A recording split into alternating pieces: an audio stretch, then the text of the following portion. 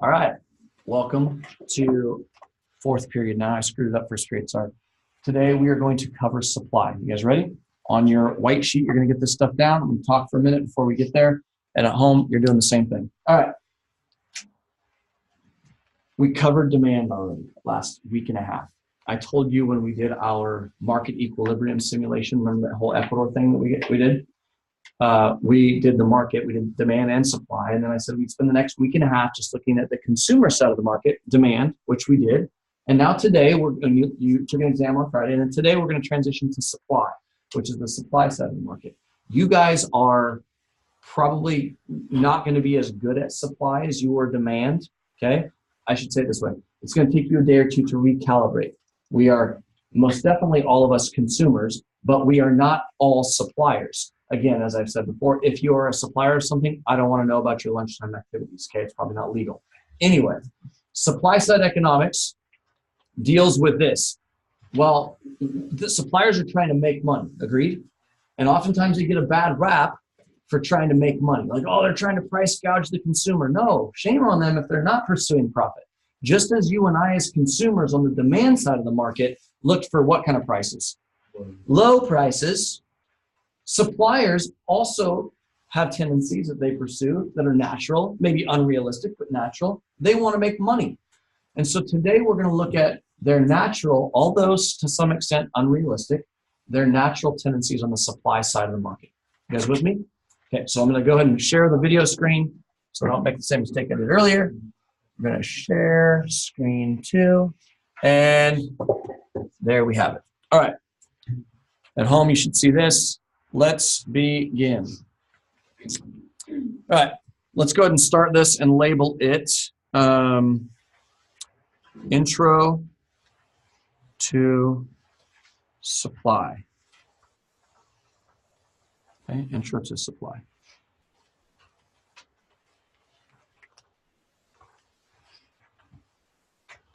Make sure at home you're doing this as well. That's the whole point of the video. Intro to Supply. Okay, it says this. As prices increase, so too does the quantity supplied.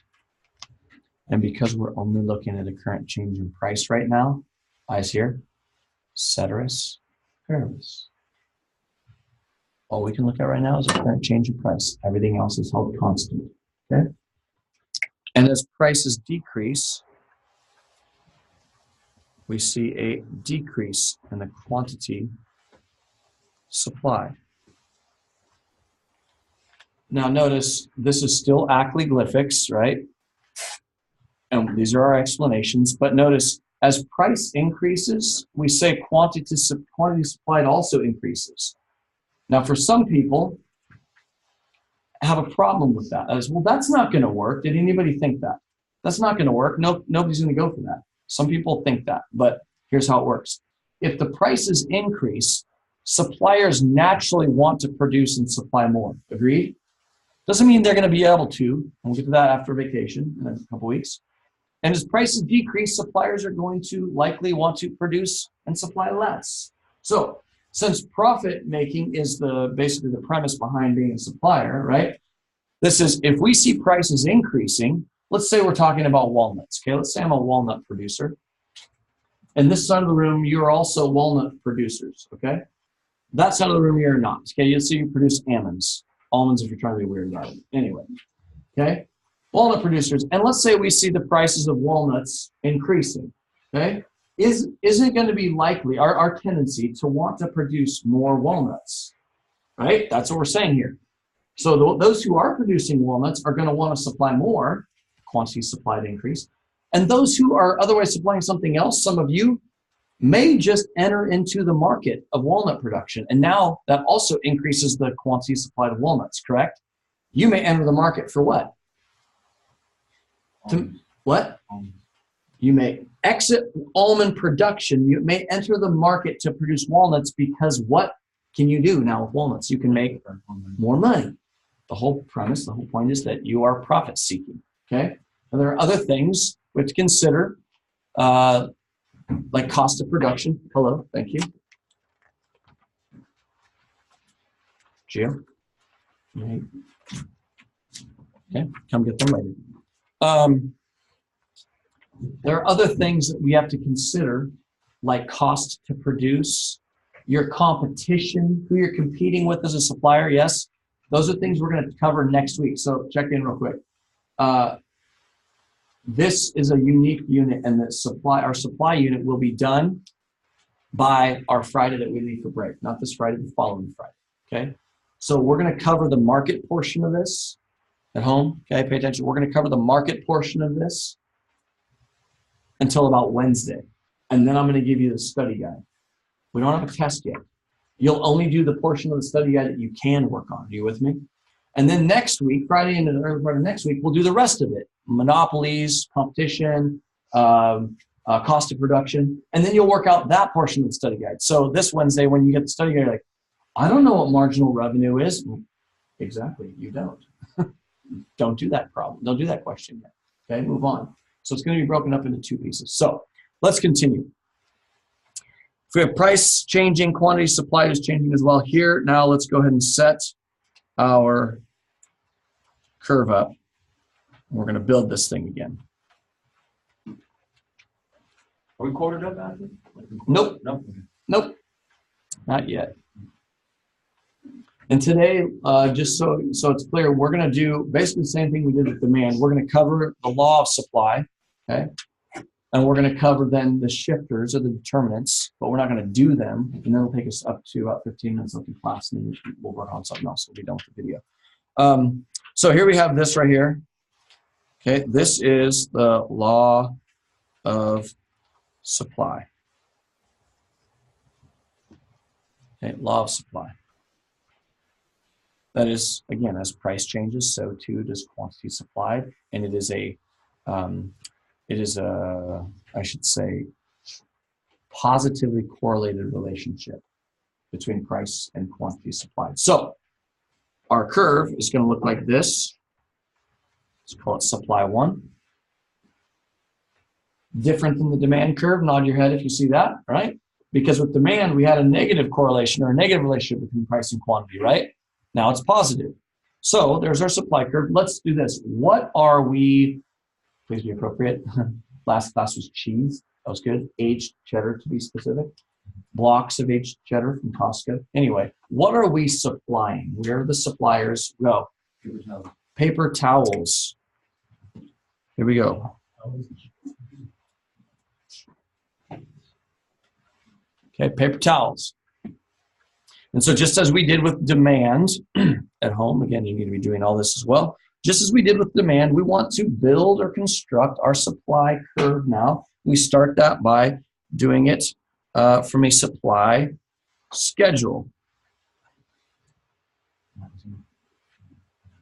Okay?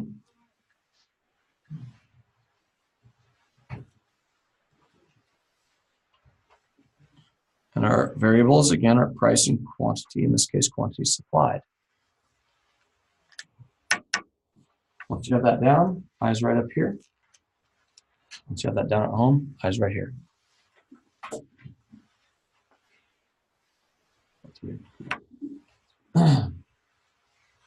Now, this supply schedule could be, we could do an extended one, we could do two side by side. Here's what I want to talk to you about. We're going to do a market supply schedule. That is to say, eyes here when you're ready, we're talking about the price and the quantity supplied by all suppliers of paper towels in the market. You with me? We could just do one individual person. I could just ask Mr. Solis at respective prices, what would he be willing to supply paper towels, what quantity? That would be what we call, again, an individual supply schedule. We're going to do a market supply schedule, okay? So let's do it this way. Let's say $2, we'll say a roll. How about that? $2, let's do this, packets of 2. Sound good? Just so you have something to in your head to picture it. So these paper towel packets come in 2s, right? Two rolls of paper towels. We'll start with $2. Now remember, you're all suppliers now. Some of you will do it, some of you won't. Raise your hand if you would be willing. This is going to be our lowest price, okay? Let's do this. Let's just do it now. $4, $6. Raise your hand if you'd be willing to supply paper towels at $2 a roll. Raise your hand. Okay, that's good. Okay. Excuse me? You have a question? Okay, hold your question. Hands up if you're doing $2 for your packet of two rolls. So it's basically $1 a roll. Listen, this is for supplying, guys. This is the low price. You're trying to make money here. So 1, 2, 3, 4, 5, 6. Here we go. Let's go ahead and set this at $2. We see a quantity supplied of 6. Pen cap.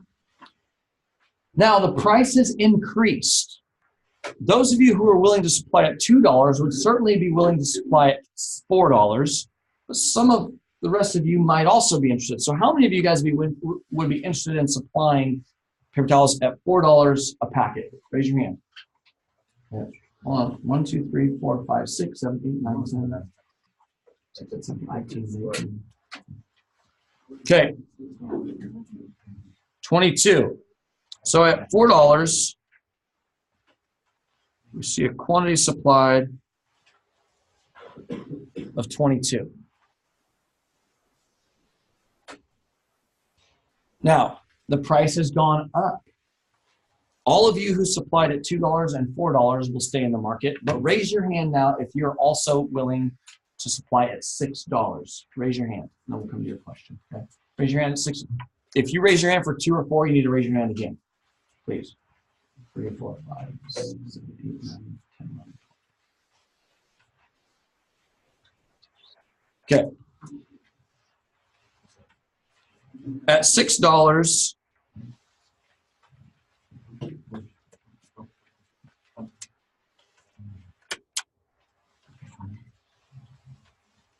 quantity supplied is 27. Oh, say hello, you're on video. She's turning in a test. Thank you. Well, this is weird. What are you doing? It's fine, I'll just take it. Have a nice life. Okay. Guys, check in once you've got your points plotted. As price increases, quantity supplied increases as well, yes? And as price decreases, quantity supplied decreases. This is a law of supply which says we are, as this happens, what are we doing along this curve? We are sliding or shifting? Sliding, because we're talking about a current change in price. Again, so note, if scenario is referring, I think that is 2 R's, I don't know how to spell, referring to a current change in price, which it is here, right? We're talking ceteris paribus, only looking at price change. It's going to be a what? Slide. Give me a nod of your head if you see this to be pretty much the same thing, same rules as demand. Yes? Okay. Nod your head at home. Yes. Cool. Not nod your head. Don't be weird. Nod your head. What's your question? Oh, no. I forgot. That's okay. Let me know when you remember, if you remember. Are we good here? Yes, question. Back to your question. Thank you. So, my question was, I have a hunch I'm going to need this for you. But go ahead. might, Yeah. because we're only talking about supply, but what does it cost to make this? That, my good sir, you'll find out Monday and Tuesday of next week. That is an actual, I would ceteris paribus you right now, but he's right, which generally means can't do that, okay? It means everything else constant, like you know, but generally if I say it all semester means shut up, you can't ask me that, right? But he's onto something, cost of production. As I said, there's other things to consider in the supply unit, not just the market situation, but one, our competition, and two, the cost to produce it. So next week we'll do a simulation, a timed thing that basically shows us, okay, and we'll do that utility curve again, like where is the most efficient level of production set? 6 units, 22 units? How many should we produce based on what it costs to produce every additional unit of, in this case, paper towel packets? It's a great question. We'll get there. But for now, this is going to take us to Wednesday study guide. Next week, Friday and Monday, cost of production, monopolies, what have you, competition. Okay. Are we good? You have some room on this page still. Here's what I want you to do. Now, I want you, as we did with demand, thank you, gentlemen, I would like you to, with your own product, you are a supplier, I'd like you to build a supply schedule. Make sure your prices make sense. Like if we did paper towels here and we put $2,000, that doesn't make sense, right? Of course, we're going to supply paper towels at $2,000, but no one's buying it, okay? Use relevant prices. Once you are done, please go ahead and plot your points. I'm going to pause the video. So at home, you need to do the same thing. I'm going to pause the video, and we'll tune back in when we're done, okay?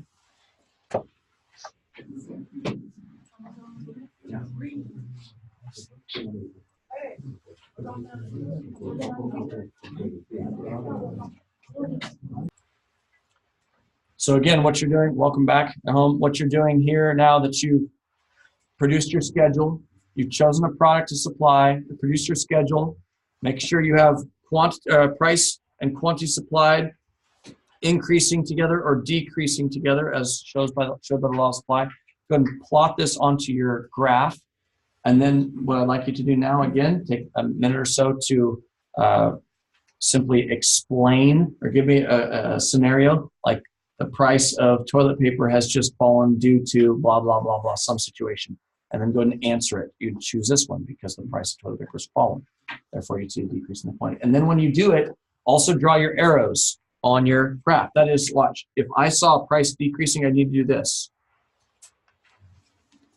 This will lead to a decrease in quantity supplied as well. And we would be decreasing along the curve.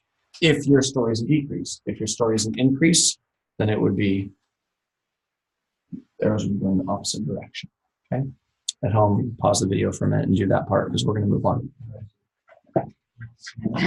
Once you've done that, please go ahead and flip your paper over. I'm going to erase and start over.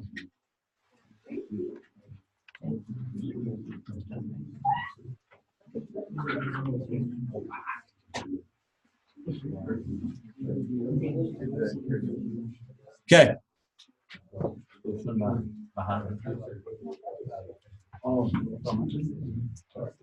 Guys and gals, check it back in. Next piece on the back side of your paper, just as we did with demand. Thank you. I'd like you to go ahead and mark this section. We're not going to do it all, but starting it. You've seen this before.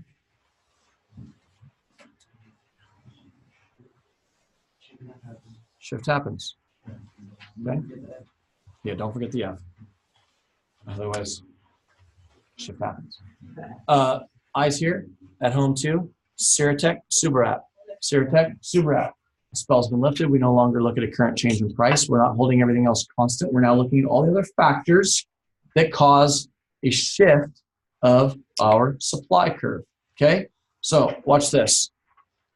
Let's go ahead and get this down. Any factor, let's do this, any factor, sorry, or change in market conditions that cause a change in supply.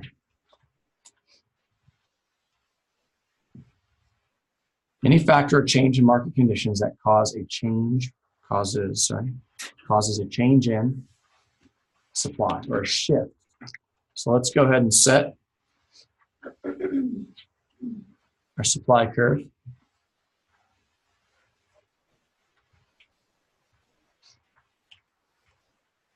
We're going to go ahead and set S1. What time is class out? 49. And it's 30. Okay, we're in perfect shape. We're going to have time at the end too. Good. Now, remember, an increase in anything, any curve, is a shift to the right. This would be an increase in supply, which is why I asked you the other day to stay away from saying up or down. You guys see why now? Don't say up or down because you're going to get thrown off here when it comes to supply. And on the, oh shoot, I forgot to share the video screen again. See what happens? Too many things shift happens, exactly. There we go. So you folks at home, you should be able to catch up from the last few minutes. What I said earlier, just go ahead and do that on the other side. And then now we've started again. Go ahead and pause and get this down. That is shift happens, as we just saw. Get this information down and your graph down. And then we're going to continue, okay? So this would be an increase in supply, a shift to the right. And this would be, right here, would show a, what? Decrease in supply or a shift to the left. Okay, and remember, we'll practice this tomorrow, but we see these are horizontal changes because at every given price level, we now see either more or less supplied. Okay, no price change yet. So now we're going to get to our shifters. Or another word for shifters would be determinants. Determinants of supply. How many shifters do we have for demand? You guys remember? 8. Very good. Today we have 6. Okay. There are going to be 6 of them with a couple of subcategories. So number 1, and we're not going to do them. We're not going to graph them today. We're just going to simply talk about them, introduce them. Number 1, as it pertains to determinants or shifters of supply, we see first shifter is number of suppliers. That is to say, again, if we were talking about walnuts and we now had, we saw price of walnuts falling, we could say that there would be less supply of people leaving the walnut production, right? But we could say that there'd be, in the end, maybe there's just fewer people coming to produce walnuts, okay? Take out this part about price change. Go ahead. One of these is going to be lack of materials. It is. That's exactly right. Okay. Number 2. Here we go. Factor costs. Okay. Factor costs, also known as input costs. You could put it this way. You could put like inputs or ingredients. Okay, factor costs, and the things needed to produce. Okay, and there are 3 of them. 1, we have land, your factors of production, labor, the human effort. So land is the natural resources, labor is the human effort, and then capital. Anything that's man-made, again, that allows us to produce more. Okay, so I'm not going to get too far into this, but if we were talking about making cheeseburgers at In-N-Out, okay, the beef would be the natural portion, the land, correct? Check in, please. And labor would be the actual person flipping the burger, yes? And the capital would be like the grill. Make sense? Okay, so, and if any of these costs change, if it's like, oh, the price of beef has gotten more expensive. Okay, well, making burgers now is more difficult, so the supply of burgers would decrease. Okay. Number 3, and there are 6 of them, like I said. Number 3 is going to be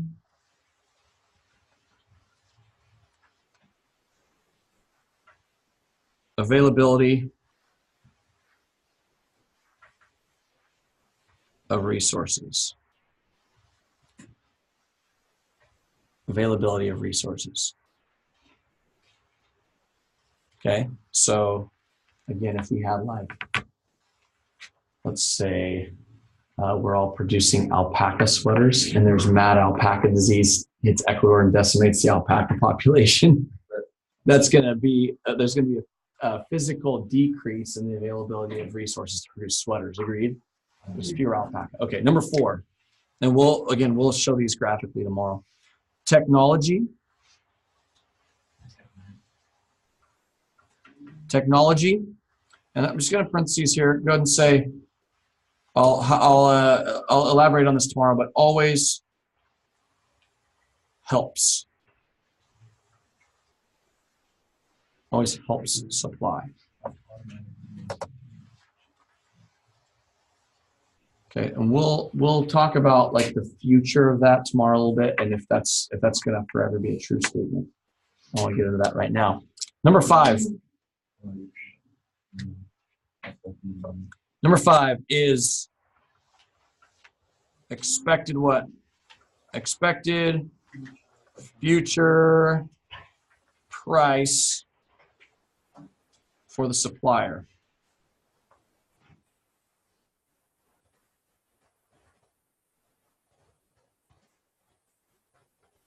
Expected future price for the supplier. That is, if I expect that I can make more money later, maybe that decreases my supply now, and I'm going to hold my inventory, my product on the shelf if I can save it for when? Later when I can make more money, right? So the expectations price-wise of the future determines current supply. 6, last one. That's really like everything, though, isn't it, actually? What's that? Like expected future price, like cars, homes, I mean, everything. That's why they're constantly adjusting how much to let out now versus how much, in some cases they want to get rid of it. If you have inventory from last year, you want to get rid of it now. They're always thinking about this. Yep. Government, that's going to be one of them. Intervention. And there are 3 categories. You guys, make sure you get this. Same at home. 1 is going to be subsidies. I'll go in detail tomorrow. A subsidy is where the government supports. If the government gives money, do you think that helps or hurts supply? So go ahead and we'll say help above it. And then taxes is another one. You think taxes helps or hurts supply? Okay. And these are very general statements right now. We're going to unpack it tomorrow in detail. And then finally, regulations. Regulations are like rules, right? A classic example would be pollution abatement and automobiles in the 70s, right? We're going to clean up automobile production, right? Make it cleaner. Some of you guys know about that, right?